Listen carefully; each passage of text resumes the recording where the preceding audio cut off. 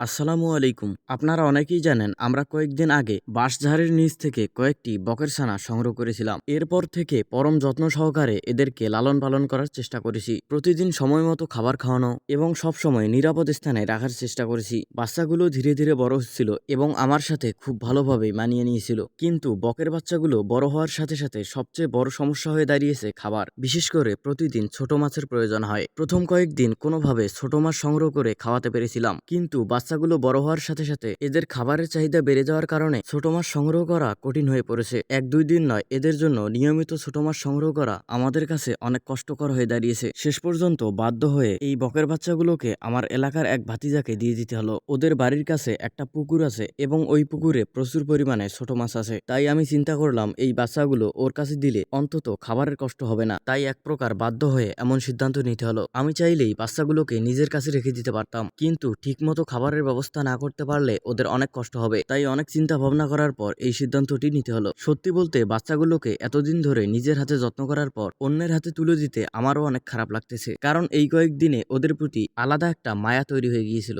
তবে আমি আশা করছি ভাতিজা এদেরকে ভালোভাবে যত্ন করবে, সময় মতো খাবার দেবে এবং নিরাপদ স্থানে রাখবে ইনশাল্লাহ। আমার কাছে সবচেয়ে গুরুত্বপূর্ণ বিষয় হলো বাচ্চাগুলো যার কাছেই থাকুক তারা যেন ভালো থাকে, সুস্থ থাকে এবং সুন্দরভাবে বড় হয়ে উঠতে পারে। বাচ্চাগুলো ভাতিজাকে দেওয়ার আগে কিছু পরামর্শ দিচ্ছিলাম, যেমন বাচ্চাগুলোকে সময় মতো খাবার খাওয়াতে হবে, এরপর বাচ্চাগুলোর সামনে সবসময় পরিষ্কার পানি দিয়ে রাখতে হবে এবং বাচ্চাগুলোকে সবসময় পরিষ্কার ও শুকনো স্থানে রাখতে হবে। এর পাশাপাশি বাচ্চাগুলোর প্রতি অবশ্যই যত্নশীল হতে হবে, এদেরকে কোনোভাবেই অবহেলা করা যাবে না। এরপর তাকে এসব পরামর্শ দিয়ে বিদায় দিলাম। বকের বাচ্চাগুলো পেয়ে সেও অনেক খুশি হয়েছে। তবে বাচ্চাগুলোকে শেষবারের মতো বিদায় দিতে অনেক খারাপ লেগেছে। তবে আমি আশা করছি বাচ্চাগুলো ওর কাছে ভালোই থাকবে ইনশাল্লাহ। তো ভিউয়ার্স, এই ছিল আজকের ভিডিও। দেখা হবে পরবর্তী নতুন কোনো ভিডিওতে। ধন্যবাদ।